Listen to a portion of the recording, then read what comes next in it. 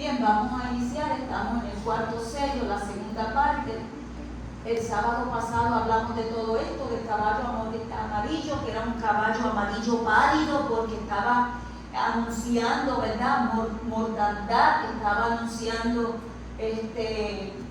una debilidad grande que anunciaba que se estaba por morir.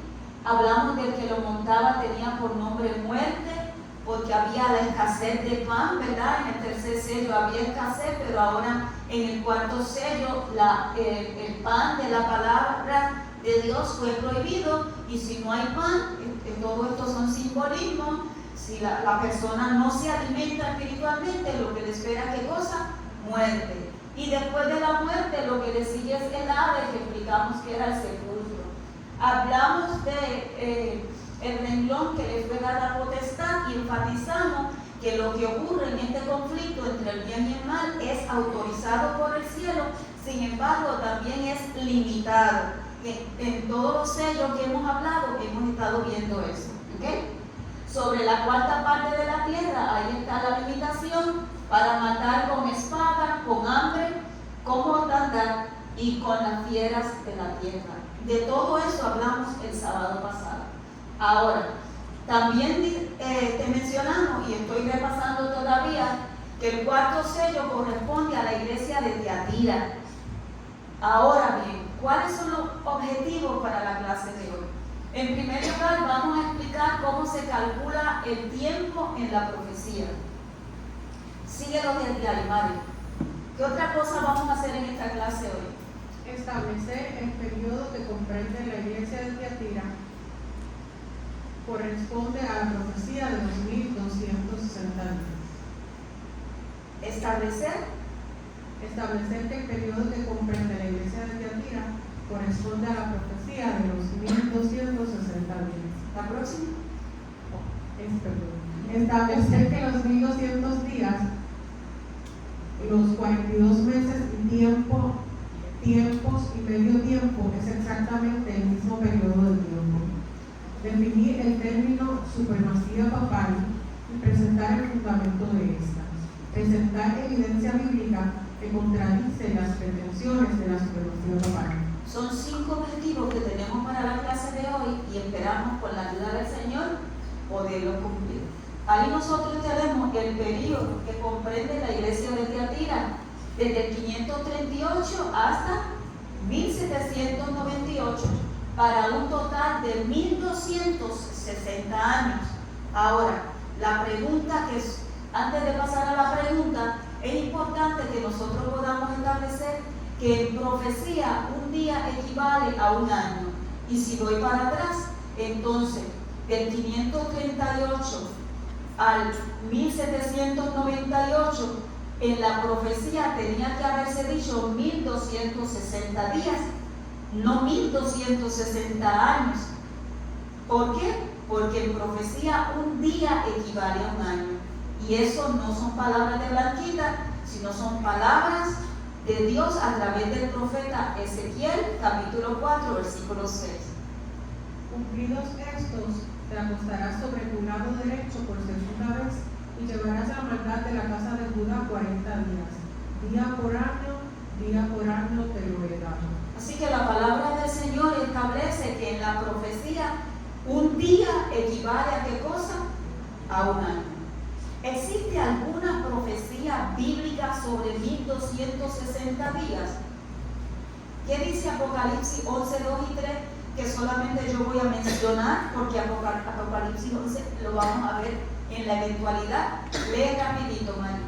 Pero el patio que está fuera del templo, déjalo aparte y no lo miras, porque ha sido entregado a los gentiles. Y ellos hollarán la ciudad santa 42 meses. Y daré a mis 2 testigos que profeticen por 1260 días vestidos de silicio.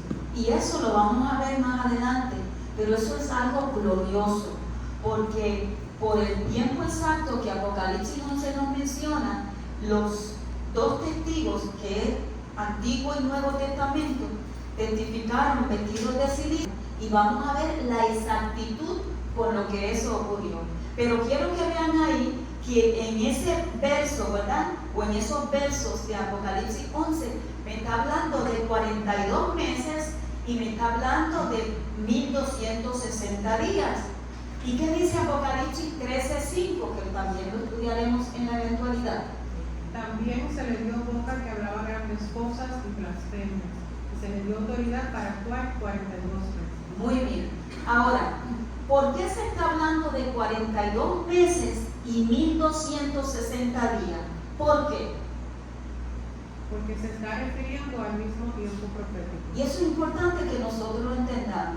Cuando la palabra del Señor me habla a mí de 1260 días, 42 meses y tiempos y la mitad de un tiempo, es importante que nosotros sepamos que se refiere exactamente a lo mismo, al mismo periodo. Este periodo que comprende también la iglesia de Tiatira y el cuarto siglo. En profecía, repito, un día equivale a un año. Ahora, existe en el Antiguo Testamento una profecía que se refiere a ese mismo tiempo, porque los textos que te acabo de mencionar y de compartir son del Nuevo Testamento. Ahora, en el Antiguo Testamento, ¿había alguna profecía que se refiriera exactamente a ese periodo de tiempo? Pues mira lo que nos dice Daniel 7:25. Y hablará palabras contra el Altísimo, y a los santos del Altísimo quebrantará, y pensará en cambiar los tiempos y la ley. Serán entregados en su mano hasta tiempos y medio tiempo.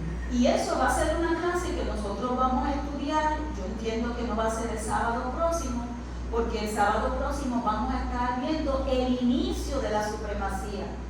Con qué eventos históricos marcaron el inicio de la supremacía, y también vamos a contrarrestar esos eventos con evidencia bíblica, de la misma manera que vamos a estar haciendo en el día de hoy. Así que ahí no me dice 1260 días, ahí no me dice los 42 meses, pero me habla de tiempos en plural y medio tiempo. Ahora yo quiero que ustedes vean lo siguiente: el calendario profético es de 360 días para el pueblo hebreo, ¿verdad? El calendario profético hebreo es de 360 días. ¿Por qué? Mira lo que dice ahí, Marilén. En tiempos bíblicos basados en el calendario lunar hebreo, especialmente en profecías, los meses se consideraban de 30 días exactos. Muy bien, todos los meses, los 12 meses del año en el calendario lunar hebreo tienen 30 días. Nosotros tenemos el calendario gregoriano y en nuestro calendario hay 7 meses de 30. Los 12 hay solamente uno que tiene 28 y 29 y los otros tienen 30. Pero hay 7 meses específicos que son de 31. No así en el calendario profético que se deja llevar por el calendario lunar hebreo. En ese calendario, cada uno de los 12 meses del año tienen ¿cuántos días? 30 días. ¿Hasta ahí estamos claros? Muy bien. Ahora vean lo siguiente. El año profético, es lo que acabo de decir, tiene 12 meses de 30 días. Por lo tanto, 30 días equivale ¿a qué cosa? A 360 días. ¿Por qué? Porque si multiplicamos 12 por 30, ¿te va a dar cuánto? 360 días. Ahora bien, ¿por qué eso es importante? Porque miren lo siguiente, miren, en aquella esquinita tenemos el 538, sigan las flechas según van apareciendo. El 538, y en el otro lado tenemos 1798, para un total de ¿cuántos años? 1260 años.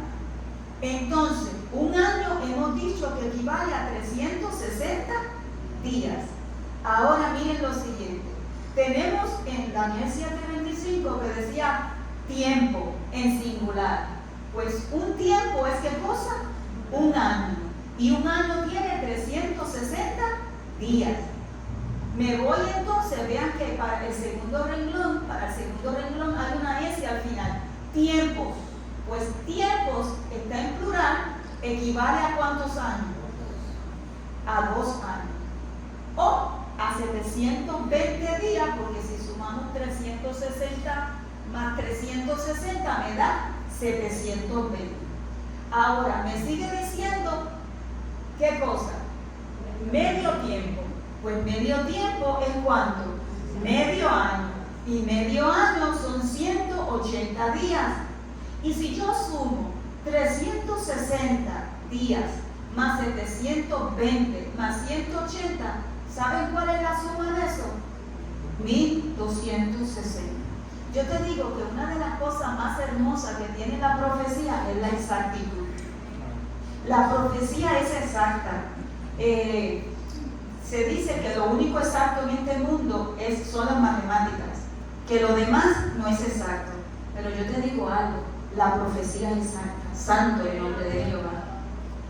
Ahora, yo sé que esto tal vez es muy abstracto para ti, pero sé paciente, trata de entender lo más que tú puedas, porque vamos a llegar a unos textos muy, muy interesantes. Ahora, ¿qué evento histórico se registra, valga la redundancia, en la historia que ocurre desde 538 al 798?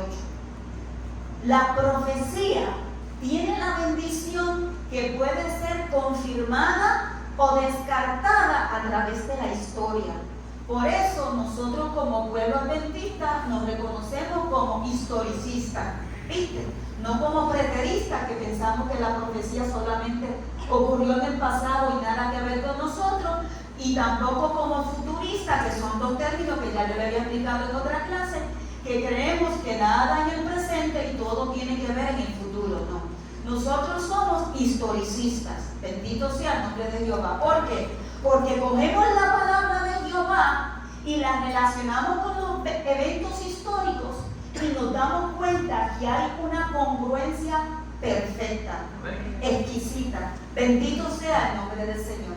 Así que vamos a ir a la historia para saber qué evento se registra que ocurrió exactamente desde el 538 hasta el 1798. Durante este periodo, en el 538, ¿qué ocurre, Mari? Empieza la supremacía papal. Y en el 1798, ¿qué ocurre? Termina la supremacía papal. Y yo digo, alabado sea el nombre de Jehová. El evento histórico que ocurre durante este periodo es la supremacía papal. Y eso es sumamente importante para nosotros, porque insisto, no solamente es historia, y lo vamos a estar viendo sobre todo en la clase del sábado, no solamente el próximo sábado, no solamente es historia, también tiene que ver con qué cosa, con nuestra realidad, con lo que está ocurriendo y va a continuar ocurriendo en la eventualidad. Dímelo, Pedro. Ok, eso es lo que se llama la gran tribulación. Ok, sí, pero vamos a dejar ese término stand-by por ahí porque llegaremos allá, ¿ok? Llegaremos allá. Muy bien. Ahora, yo me di a la tarea de buscar en la Wikipedia cómo se define la supremacía papal. Le traigo esa imagen para que ustedes vean que la información que les voy a compartir es de ahí y usted puede, ¿verdad?, sacar fotos o usted puede anotar y buscar, ¿verdad?, documentarse más en su casa. Míralo desde allá arriba de la Wikipedia, eso que está allí pequeño, lo puse acá en grande. Léelo, Mari, por favor. Se denomina supremacía papal a la doctrina de la Iglesia Católica que establece que el Papa, a causa de su cargo como vicario de Cristo y pastor de toda la Iglesia, posee por institución divina potestad suprema, plena, inmediata y universal para el cuidado de las almas que puede ejercer siempre sin trabas. Ok, como esto se está grabando y en la eventualidad yo no sé quién pueda estar viendo esto, yo quiero dejar claro lo siguiente. Yo no pretendo cambiar el pensamiento de nadie. Como establecí en los 5 objetivos que leímos al principio, lo que yo intereso es compartir la información bíblica. Dese a la tarea, si usted cree distinto a lo que yo estoy exponiendo, dese a la tarea de escuchar. No se cierre a la información. Dese a la tarea de escuchar con paciencia, de ir a los textos que vamos a estar viendo y luego usted concluye. Y usted concluirá como usted entienda. Yo he dado un estudio en esta semana y siempre que lo doy siempre yo creo que digo lo siguiente. Yo digo que el Evangelio es tan hermoso que yo no sé por qué la gente discute por religión. Porque la verdad es tan gloriosa que lo único que el ser humano tiene que hacer es presentarla, ¿verdad? Nosotros presentamos la verdad. Queda de la persona el recibirla o rechazarla. Pero nunca Dios nos mandó a imponer la verdad, a forzar la verdad. Así que, habiendo dicho eso, yo voy a orar para que todo el que escuche este tema pueda darse a la tarea de escuchar con objetividad y descubrir si Dios tiene algún mensaje especial para usted. Oremos. Bondadoso Dios y eterno Padre, que en esta hora tu Espíritu se mueva en este lugar y que se mueva también en los hogares de los que puedan ver esta grabación en la eventualidad. Y que sea tu Espíritu el que nos ayude a entender tu palabra. Oramos en Jesús. Amén, Señor. Amén. Así que ahí nos decía que la doctrina, la supremacía papal se establece a causa de qué cosa? De su rol o de su cargo como vicario y pastor de toda la iglesia. Por lo tanto, posee divina potestad suprema, plena, inmediata y universal para el cuidado de las almas. Ahora yo te voy a presentar aquí algunos textos bíblicos que dicen todo lo contrario. Sería bueno que tú los anotaras. A causa de su cargo como vicario. Vamos entonces a la primera pregunta. ¿Qué es un vicario? Pues vamos a ver por ahí lo que está en la partecita señalando la fecha. ¿Qué es un vicario? Persona que en las órdenes regulares tiene las veces de autoridad de alguno de los superiores mayores en caso de ausencia, falta o indisposición.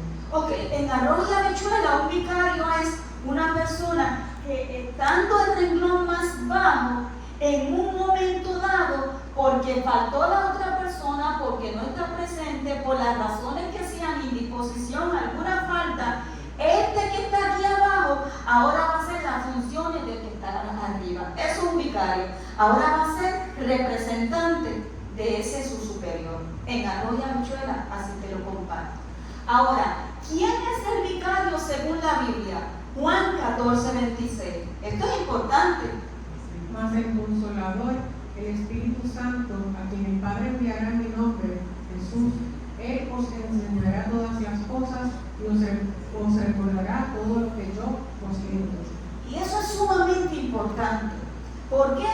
Porque el representante de Cristo Jesús en esta tierra, Jesús se fue, ¿verdad? Y él dijo, os conviene que yo me vaya, y creo que tengo ese texto, es el próximo, pero es importante que tú y yo entendamos que el representante de Cristo Jesús en esta tierra es su Santo Espíritu. Bendito sea su nombre. Y fíjate cómo dice ahí, Él os enseñará. No dice que tú te tienes que ir para una universidad para que te enseñen. Si tú tienes la oportunidad, bendito sea el nombre de Jehová, vete y estudia teología. Pero tú no necesitas irte a estudiar teología para tú entender las Sagradas Escrituras. ¿Por qué? Porque el que inspiró las Sagradas Escrituras te la va a enseñar. Alabado sea su nombre. Eso no son palabras de Blanquita, míralo ahí. Él os enseñará todas las cosas y os recordará todo lo que os he dicho. ¿Viste que iba a quedar como representante? Es Jesús hablando y os enseñará todas las cosas y os recordará todo lo que yo os he dicho. Por lo tanto, ¿quién iba a ser el representante de Cristo?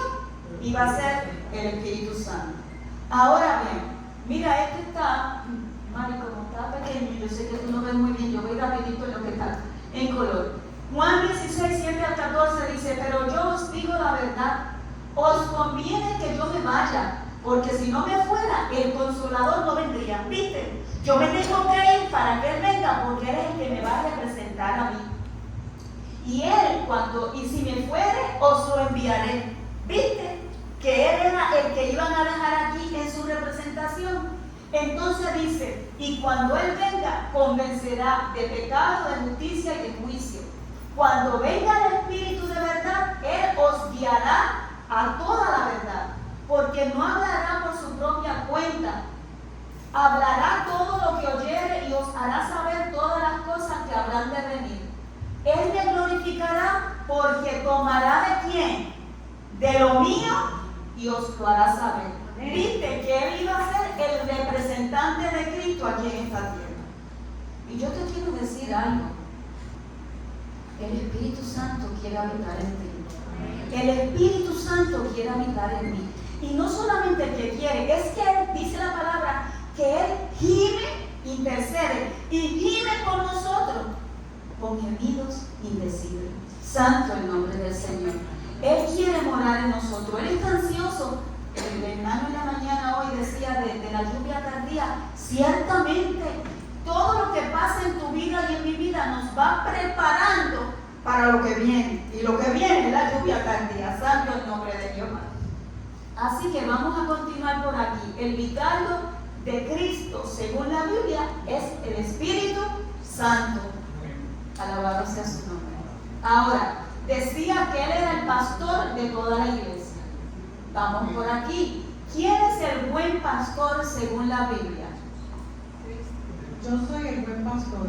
El buen pastor su vida da por las ovejas, mas el asalariado, y que no es pastor, de quien no son propias las ovejas, ve al lobo que viene y deja las ovejas y huye, y el lobo las arrebata y esparce las ovejas. Así que el asalariado huye, porque es asalariado y no tiene cuidado de las ovejas. Yo soy el buen pastor y conozco mis ovejas y las mías me conocen. Como el Padre me conoce y yo conozco al Padre y pongo mi vida por las ovejas. En ese texto hay tanta ternura y tanto amor de Dios por nosotros. Mira que dice, yo soy el buen pastor y el buen pastor ¿qué da por las ovejas? Su vida. Te pregunto, ¿la dio? Santo es su nombre. Y después dice, yo soy el buen pastor y dice, conozco mis ovejas y las mías me conocen. Tú eres oveja de Cristo Jesús. Santo es. Él dice, mis ovejas me conocen. Yo las conozco y me conocen, pero no lo deja ahí. Mira lo que él dice. El Padre me conoce y yo conozco al Padre. ¿Qué es lo que le está queriendo decir? Que esa relación que él tiene con el Padre es exactamente la misma que él quiere que tú y yo tengamos con él. Y yo digo, alabado sea el nombre de Dios. Por eso es que más que estar enfocado en tantas cosas, fuchi catuchi, que molestan, que apestan, que distraen, que confunden, que desaniman, tú y yo tenemos que tener nuestra mirada en el buen pastor. Alabado sea su nombre. Porque el buen pastor quiere que yo lo conozca de una manera especial y él me conocerme de una manera especial, así como él y el Padre se conocen. Bendito sea su nombre. Ahora, ¿en qué se fundamenta la supremacía papal? Pues yo lo busqué en la Wikipedia, pero como está chiquitito ahí, vamos para allá y lo hemos puesto en grande. Mari, lee primeramente el primer párrafo. La doctrina católica de la supremacía papal se basa en la afirmación de los romanos pontífices de que la misma fue instituida por Cristo y que la sucesión papal se puede reconstruir hasta Pedro el apóstol en el siglo I. La autoridad del cargo se deriva de la confesión de Pedro documentada en el Evangelio según San Mateo, cuando en respuesta al reconocimiento por parte de Pedro de la divinidad de Jesús, este le dijo, ok, vamos a dejarlo ahí. Mira qué interesante esto. La supremacía papal se fundamenta, en arroyo habichuela te lo digo, en el hecho de que cuando Jesús pregunta quién es él, Pedro le contesta y le dice de esta manera, dichoso tú, Simón, hijo de Jonás, porque no lo conociste por medios humanos, sino porque te lo reveló mi Padre que está en los cielos. ¿Qué era lo que le había revelado? Cuando Jesús le dice, vosotros, ¿quiénes dicen, verdad? ¿Qué decir quién soy yo?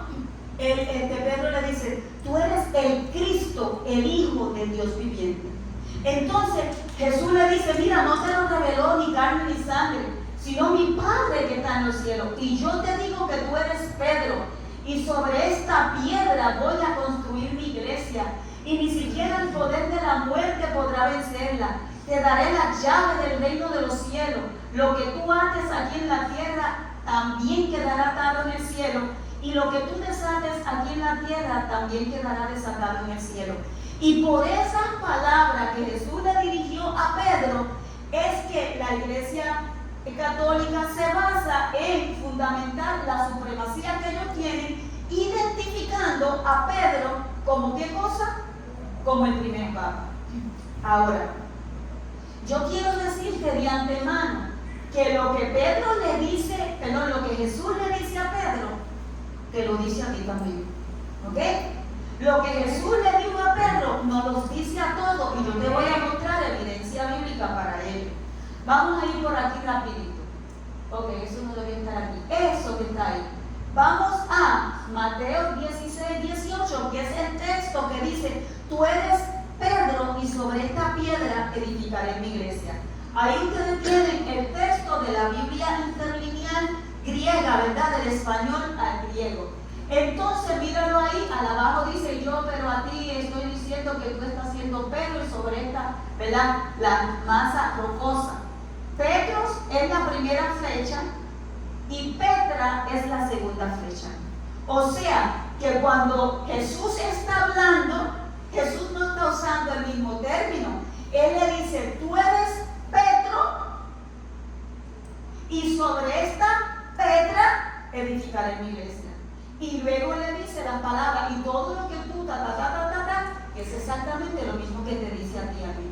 Blanca, tú te estás inventando eso. No, te lo estoy mostrando. Estoy empezando a mostrarte, ¿verdad?, cómo es que es esto. Mira cómo dice: tú eres Petro. Si tú eres Pedro, y vamos a ver aquí rapidito lo que eso significa. Mira, la palabra griega Petros y Petra tienen significados similares, pero con matices importantes. Vamos a ver. Petros significa piedra, roca pequeña. ¿Qué significa Petros? Piedra o roca pequeña. Pero Petra, mira lo que significa. Significa roca.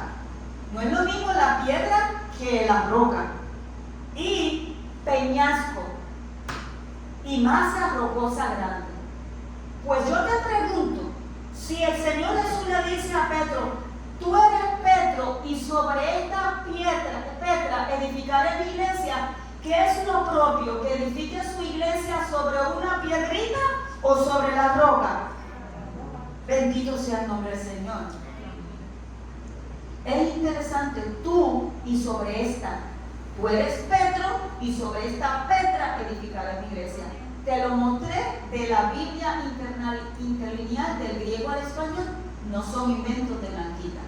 Ahora bien, se usa para describir una gran formación rocosa firme. Ok, ahora, ¿quién es la roca según la Biblia? Así que ya no sois extranjeros ni advenedizos, sino conciudadanos de los santos y miembros de la familia de Dios, edificados sobre el fundamento de los apóstoles y profetas, siendo la principal piedra del ángulo Jesucristo mismo, en quien todo el edificio, bien coordinado, va creciendo para ser un templo santo del Señor, en quien vosotros también sois juntamente edificados para morada de Dios en el Espíritu. Y yo digo: alabado sea el nombre de Dios, porque ese texto está en la palabra. Fíjate que ahí dice: edificados sobre el fundamento de los apóstoles y los profetas. ¿Cuál era el fundamento de los apóstoles y los profetas? Cristo Jesús, ¿cierto o falso? Ahora yo te pregunto: ¿Pedro era un apóstol? ¿Viste? ¿Sobre quién estaba edificado Pedro? Pues es imposible que sobre Pedro, que está edificado sobre Cristo, se venga a edificar una iglesia. Palabra de Jehová, Efesios 2, 19, 22. Dice: siendo la principal piedra del ángulo Jesucristo mismo, en quien todo el edificio, ¿qué cosa va? Creciendo para ser un templo santo en el Señor. Por eso que yo te digo, tú necesitas aferrarte a Cristo Jesús. Por eso que yo te digo, no pongas tus ojos en nadie más, y máxime en este tiempo que estamos viviendo. Tus ojos tienen que estar en Cristo Jesús, porque mirándolo a Él, como dice el apóstol Pablo en otro texto, de gloria en gloria vamos a de acuerdo a este texto, mirando a Cristo Jesús, vamos creciendo y vamos creciendo para llegar a ser un pueblo santo, un templo santo. Yo puedo preguntar aquí a cualquiera, ¿y tú estás listo? ¿Y ya tú eres ese templo santo? Y la respuesta sería, no lo somos, pero vamos tras eso. Porque cada día nos aferramos a Cristo Jesús y le pedimos que haga su obra perfecta en nosotros. Que sea Él el que obre en nosotros, el querer como el hacer por su santa y divina voluntad. Así que a quien tú necesitas es a Cristo Jesús. Asegúrate que tú estás edificando tu vida, tu relación con Dios en la roca que es Cristo Jesús. Pero si tú crees que eso todavía está un poquito confuso, mírate lo siguiente. ¿Quién es la roca según la Biblia? 1 Corintios 10:4. Y todos bebieron la misma bebida espiritual, porque bebían de la roca espiritual que los guía, y la roca era Jesús. Bendito sea el nombre de Dios. Mira cómo dice ahí, y todos bebieron. Y cuando yo encuentro una palabra todos en la Biblia, yo siento amor. Porque es que lo que Dios quiere para uno, Dios lo quiere para todos. Santo el nombre de Jehová. Y dice, todos bebieron de la bebida espiritual que los seguía, y la bebida espiritual era Cristo. O sea, Cristo es suficiente para todos. Santo el nombre de Jehová. Tú puedes tener relación con Cristo Jesús. Tú puedes tener relación con Cristo Jesús. Yo puedo tener relación con Cristo Jesús porque Cristo está accesible para todos. Santo es su nombre. Y establece, 1 Corintios 10:4, que la roca era Cristo. Y sobre esa roca es que la iglesia ha sido fundamentada. Ahora, escucha lo siguiente. Lucas 11:13 y 16. Y había allí una mujer que desde hacía 18 años tenía espíritu de enfermedad. Vale, hago una pausa, discúlpame. Eso vamos a hablar, que no lo coloqué, vamos a hablar ahora en la potestad de que lo que desates en la tierra será desatado. Vamos, continúa. Y andaba encorvada y en ninguna manera se podía enderezar. Cuando Jesús la vio, la llamó y le dijo, mujer, eres libre de tu enfermedad. Y puso las manos sobre ella, y ella se enderezó luego y glorificaba a Dios.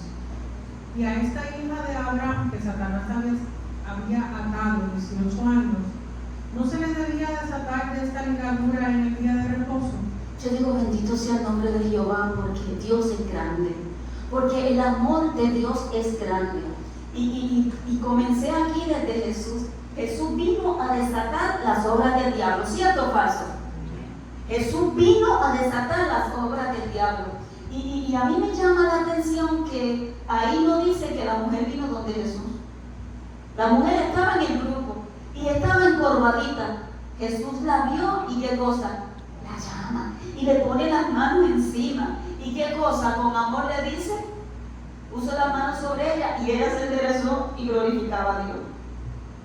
Bendito sea el nombre del Señor. Entonces, como eso era un día sábado, los legalistas rápido vinieron a poner un punto de controversia y él le dice, pero mira, Satanás tenía atada a esta mujer con la enfermedad y no se le debía desatar de esta ligadura. Y yo quiero decirte algo, el enemigo quiere atarnos con las enfermedades, reprendido sea por la sangre de Cristo. Y asegúrate que en medio de la enfermedad tú puedas alabar y glorificar el nombre de Dios. Asegúrate que la enfermedad no sea un impedimento para que tú le sirvas a Dios del cielo. Bendito sea su nombre. Y en el momento dado, esa atadura será soltada. Entonces, mira lo que dice aquí, Lucas 4:18 al 19. Permíteme decir esto, Mari. Dice la palabra, el Espíritu del Señor está ¿sobre quién? Sobre mí. Pero si tú lo lees, ¿cómo dice eso? El Espíritu de Jehová está ¿sobre quién? O sea, la Biblia está escrita de una manera tal que todo el que se dedique a estudiarla entienda que ese mensaje es para él. Santo el nombre de Jehová. Tú te pones a estudiar la palabra y tú puedes comprender que ese mensaje te lo está mandando Dios a ti. Y dice, el Espíritu del Señor está sobre mí, porque me ha unido ¿para qué cosa? Para dar buenas nuevas. Me ha enviado a sanar a los quebrantados, a pregonar libertad y vista, a poner en libertad y predicar. Dime si eso no es de lo mismo que se le dijo a Pedro. Te daré la llave para que ate desate, santo el nombre de Jehová. Lo mismo que se le dijo a Pedro, se le dijo al resto de los discípulos, y se te ha dicho a ti y se me ha dicho a mí. Pero si tú no lo crees, veamos otro texto. Mira aquí, Pablo también libera. Léeme ese, Mario. Hechos 16, 16 al 18. Aconteció que mientras íbamos a la oración, nos salió al encuentro una muchacha que tenía espíritu de adivinanza, la cual daba gran ganancia a sus amos al adivinando. Esta, siguiendo a Pablo y a nosotros, daba voces diciendo: estos hombres son siervos de Dios Altísimo, quienes os anuncian el camino de salvación. Y esto lo hacía por muchos días. Mas desagradando a Pablo, este se volvió y dijo al Espíritu: te mando en el nombre de Jesucristo que salgas de ella. Y salió en aquella misma hora. Alabado sea el nombre del Señor. ¿Qué está ocurriendo en la vida de esa muchacha? Ella está haciendo ¿qué cosa? Liberada. Ella tenía una atadura, ella estaba presa, ella estaba cautiva por un espíritu de ¿qué cosa? De adivinación. Pero entonces viene Pablo en el nombre de Cristo Jesús y la libera. Santo el nombre de Jehová. Las mismas palabras, ¿verdad?, de lo que se le había indicado a Pedro. Pablo también resucitó, porque pues yo estoy yendo rápido porque no puedo poner todos los textos, porque Pedro había resucitado. Pero mira, Pablo también resucitó. Mira cómo dice, Pedro resucitó a Tabita. Léeme solamente lo que está en color rojo y azul. Fue levantado muerto, se echó sobre él y abrazándole dijo: no os alarméis, pues está vivo. Llevaron al joven vivo. Y eso tiene que ver con aquel momento cuando Pablo, que tenía un discurso de despedida, se excedió en la prédica y el muchacho se quedó dormido y cayó desde el piso de arriba hasta abajo y cayó muerto. Pero entonces dice, fue levantado muerto, pero Pablo se echó sobre él y abrazándole. ¿A qué historia del Antiguo Testamento le recuerda eso? Pues te comparto rapidito la historia de Elías y el hijo de la viuda de Sarepta, que cuando muere, Elías también se echó sobre él, lo abrazó y qué cosa, y el alma regresó a su cuerpo. Y dijo, no os alarméis, pues está vivo, y llevaron al joven vivo. Pero yo quiero que tú sepas que cuando el Señor Jesús le dio la comisión a los discípulos, ahí estabas incluido tú y ahí estaba incluida yo, santo el nombre de Jehová. Por eso es que yo digo que el diablo está haciendo canto en este mundo y realmente está haciendo canto. Pero Dios quiere levantar a un pueblo diferente, henchido de su poder, para hacer las obras que Él quiere que haga. Y dice que le dio potestad sobre los espíritus inmundos y le dio potestad, bendito sea el Señor, sobre la muerte. Y dice que resucitaremos muertos, santo el nombre de Jehová. Entonces lo que yo quiero que tú entiendas, que cuando el Señor dice te daré la llave, esa llave te la está entregando a todo ser humano que se entrega a Él. No fue solamente a Pedro. Ahora, en ese momento, pues Pedro hizo una confesión maravillosa, tú eres el Cristo, el Hijo de Dios viviente, y el Señor pues le habla de esa manera. Pero no significa que Él iba a ser el único, que es lo que te quiero mostrar, o lo que te estoy mostrando en esta tarde, que no era solamente Pedro, sino que también otros discípulos, y en ellos también están incluidos tú y yo. Alabado sea el nombre del Señor. Te daré la llave del reino de los cielos. Síguelo, Mari. Lo que tú ates aquí en la tierra también quedará atado en el cielo, y lo que tú desates aquí en la tierra también quedará desatado en el cielo. Vamos a ver algo más. Isaías 58:6, ¿qué dice?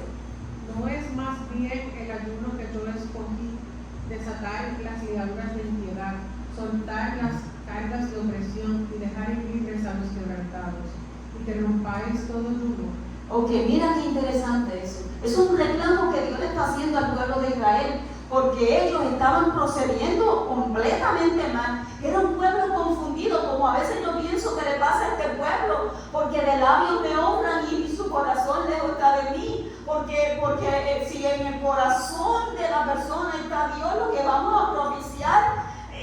nuestra unidad y nos vamos a motivar para amarnos y para ayudarnos, no para dividirnos.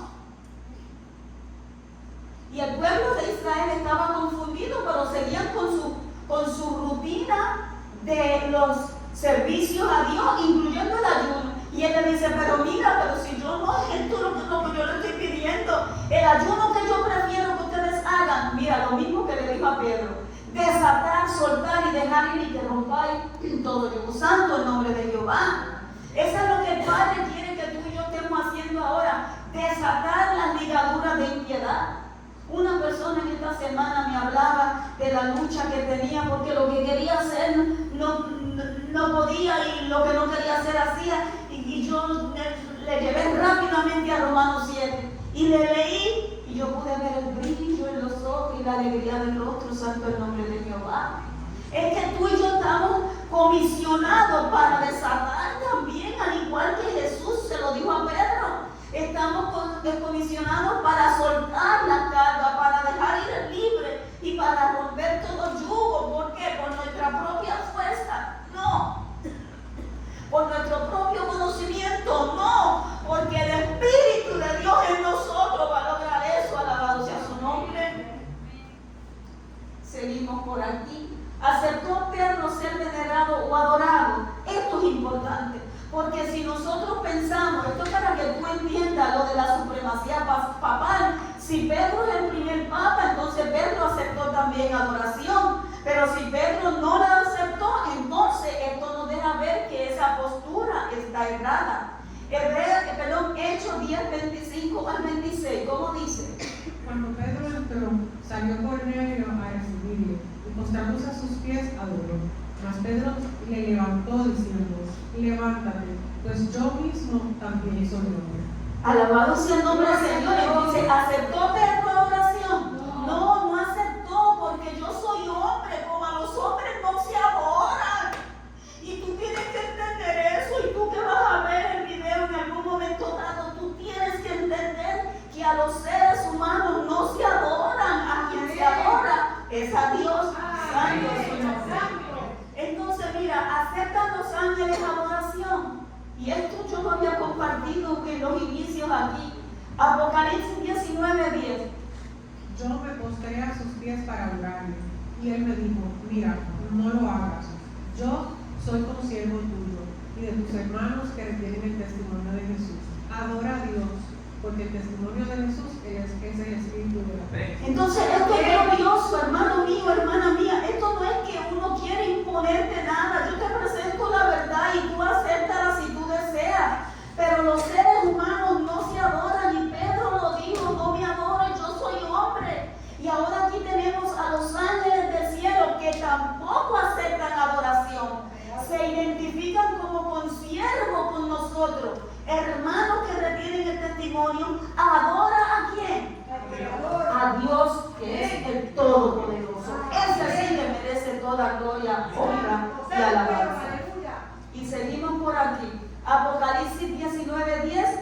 Juan otra vez más adelante, en su impresión por todo lo que el cielo le está revelando en el libro de Apocalipsis, comete el error de postrarse, y mira lo que le dice el ángel nuevamente. Pero él me dijo: ¿qué cosa, Mari? Pero él me dijo: mira, no lo hagas, porque yo soy consiervo tuyo, de tus hermanos los profetas y de los que guardan las palabras de este libro. Adora a Dios. Alabado sea el nombre de Cristo Jesús. Y voy a ir para atrás para que vea. Me dijo: no lo hagas, yo soy consiervo tuyo y de tus hermanos que retienen el testimonio de Jesucristo. Mira cómo el cielo se identifica. Los que retienen el testimonio de Jesucristo, ellos se identifican como consiervos. Tú retienes el testimonio de Jesucristo, tú eres un consiervo con los ángeles de Dios. Pero ahora acá me dice: yo soy consiervo tuyo y también de tus hermanos los profetas y de los que guardan las palabras de este libro. Yo te pregunto, ¿tú quieres guardar las palabras de este libro? Entonces tú estás en asociación con los ángeles del cielo. Alabado sea el nombre del Señor. Y termina estableciendo: adora a Dios, porque Él es el Todopoderoso, Él es el soberano, el que merece toda gloria y alabanza. Te pregunto, ¿es hermosa la Biblia? Nos va llevando, nos va mostrando, santo el nombre del Señor. No hay que discutir, solamente hay que tener un deseo de conocer la verdad y pedirle a Papá Dios que nos ayude a aceptarla y a vivir conforme a ella. ¿De dónde entonces surge la adoración a los papas? De acuerdo a estos dos historiadores romanos, que voy a compartir información de dos historiadores romanos, vamos a ver aquí el historiador Tácito. Tácito menciona la Marín, por favor. Menciona la adivinación de Augusto. Cum ceteri mortales immobiliate et obscuro dimus Augustus terris imperiate.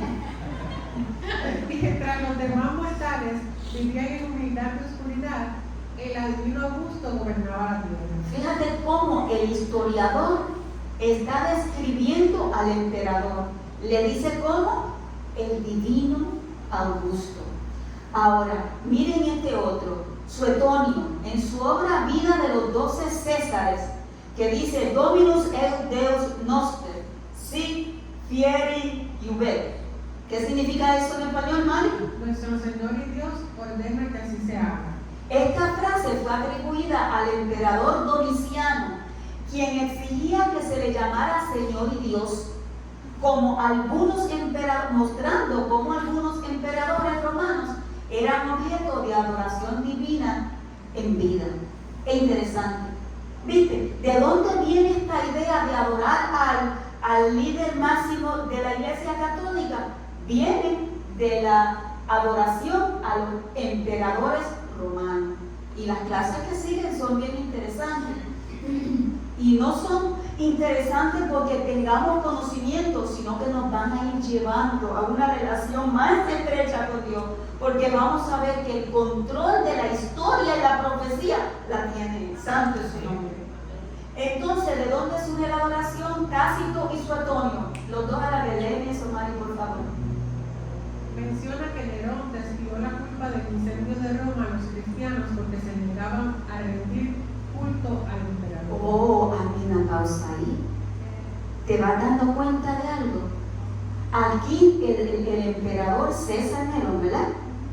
En lugar de identificar quién realmente era el que estaba, ¿verdad? Causando toda esta situación que tenía a Roma destruida, en quien verdaderamente lo estaba provocando, él desvió la atención para los cristianos. ¿Por qué? Porque los cristianos se negaban a rendirle adoración a Dios. Y yo quiero que tú sepas, no me lo creas, por favor, tú que estás aquí presente y tú que lo vas a ver, no me lo creas, date a la tarea de estudiar las Sagradas Escrituras. Viene un momento en que eso va a volver a ocurrir. Por eso es que Dios ahora, que todavía hay paz, que todavía hay tiempo de gracia, quiere que su pueblo le busque de todo corazón. Él dice, buscar a Dios mientras pueda ser hallado. Ese mientras es ahora, porque ese mientras implica que haya tiempo de gracia. Ahora que hay tiempo de gracia todavía, asegúrate que tú conozcas a Dios, que tú desarrolles una relación con Él, que tú entiendas, que tú internalices que al único que se adora es Dios. Porque no importa lo que pase en tu vida, tú siempre debes adorar a Dios. Al ser humano no se adora. Y eso es interesante porque eso era el enemigo obrando a través de estos líderes, ¿verdad? Porque todo lo que el enemigo siempre ha querido es adoración. ¿Y Suetonio qué dice? Menciona que Augusto aceptó templos en su honor en las provincias, lo que demuestra que era tratado como un dios en vida. ¿Viste? Aceptó templos en su honor. Eso es historia. De ahí es que surge la idea de adorar a un líder como Dios, a un ser humano como Dios.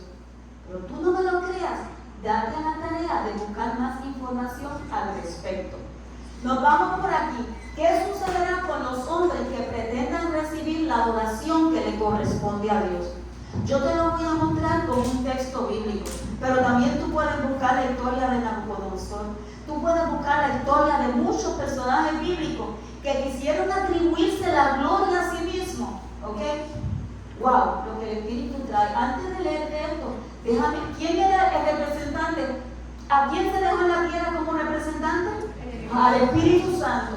Y fíjate qué importante es esto que el Espíritu Santo ahora mismo me está trayendo, el caso de Ananías y Zafira, que quisieron engañar, quisieron manejar las cosas a su antojo, a su conveniencia, y le fallaron al Dios del cielo y mintieron. ¿Y cuál fue el resultado de ello? La muerte. ¿Por qué? Porque no habían mentido a los hombres, sino que le habían mentido a Dios, porque el Espíritu Santo es la tercera persona de la deidad.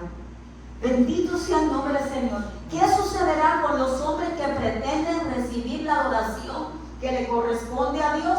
Mira lo que le sucedió a Herodes. Hechos 12, 21, 23. Y un día señalado, Herodes, vestido de ropas reales, se sentó en el tribunal y les arengó. Y el pueblo aclamaba gritando: voz de Dios y no de hombre. Wow, haz una pausa ahí, Mari. El pueblo aclamaba gritando a su gobernante, ¿qué cosa? ¿Voz de qué? Voz de Dios y no de hombre. Tú tienes que tener cuidado lo que tú aclamas para con tus gobernantes.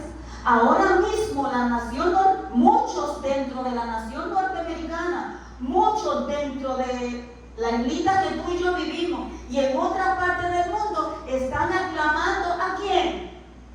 ¿A quién? ¿A quién? A Trump, a Donald Trump, ¿como qué cosa? Como que ese es un enviado de Dios.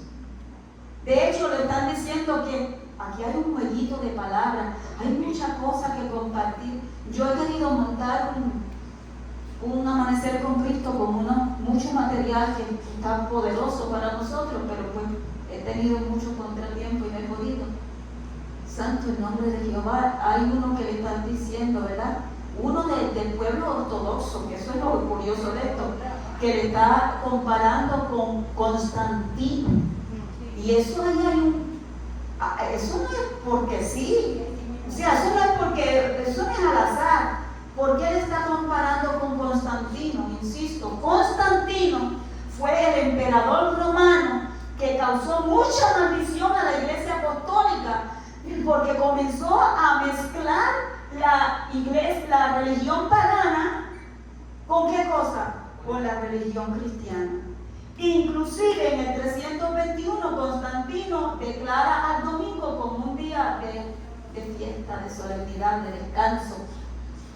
Santo el nombre de Jehová.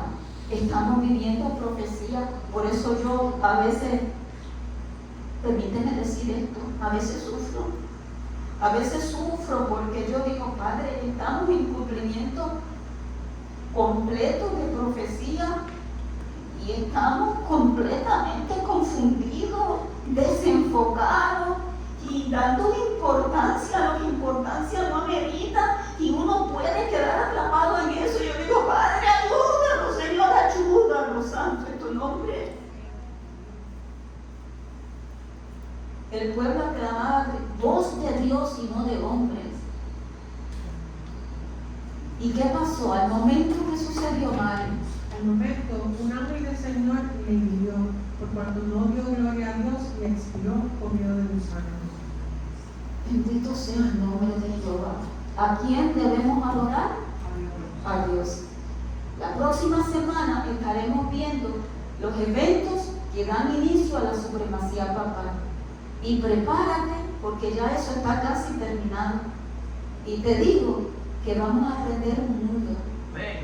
Te lo garantizo que vamos a aprender. Y yo quisiera que tú le sacaras fotos a esos slides, o que tú te traigas tu libretita, porque no es aquí escuchar y ya, no, es que tú tienes que internalizar esto, comprenderlo, para que luego lo puedas compartir con otras personas. Bendito sea el nombre del Señor. Me siento motivada a compartir un poema que hace mucho tiempo escribí y que, como dije el otro día en la iglesia de Plana y en Sonador, últimamente este poema está teniendo mucho significado para mí. El poema dice así: Se avecinan tiempos peligrosos, tiempos de angustia y dolor, y mi pueblo, estando advertido, no ha hecho preparación. ¿Cuántos mensajes yo les he dado del futuro, del pasado y del presente? Pero aunque mi pueblo los ha escuchado, permanece indiferente. Yo les di esa profecía de la destrucción de Jerusalén y les he explicado bien que apuntaba hacia el fin del tiempo. Se las dejé como ejemplo, también como motivación, porque ninguno de mis seguidores pereció en aquella destrucción. Pero pobre pueblo mío, mi pueblo está ciego porque ellos mismos se han cegado y creen que están preparados para ir al cielo. Mi pueblo se jacta de conocimiento y sabiduría y piensa que va a vencer en la crisis de los postreros días. Pero qué engañados están. ¿Cuánto van a sufrir? ¿Cuánto van a llorar cuando llegue ese momento? Se darán cuenta que han perdido el tiempo de preparación y como resultado también la salvación. Porque cuando se sientan solos, al terminar mi hijo su obra intercesora, no poseerán la fuerza y el valor para vencer en aquella hora. Se darán cuenta que están perdidos. Mi pueblo me abandonará y al hacerlo se convertirá en mis más acérrimos enemigos. Pueblo mío, pueblo duro de servir, cuánto yo te amo, cuánto he hecho por ti. Escucha mi voz que otra vez te llamo, no endurezcas tu corazón, porque hoy es día aceptable, hoy es día de salvación. Bendito sea el nombre de Dios. El título de ese poema es Dolor Divino. Bendito sea el nombre del Señor.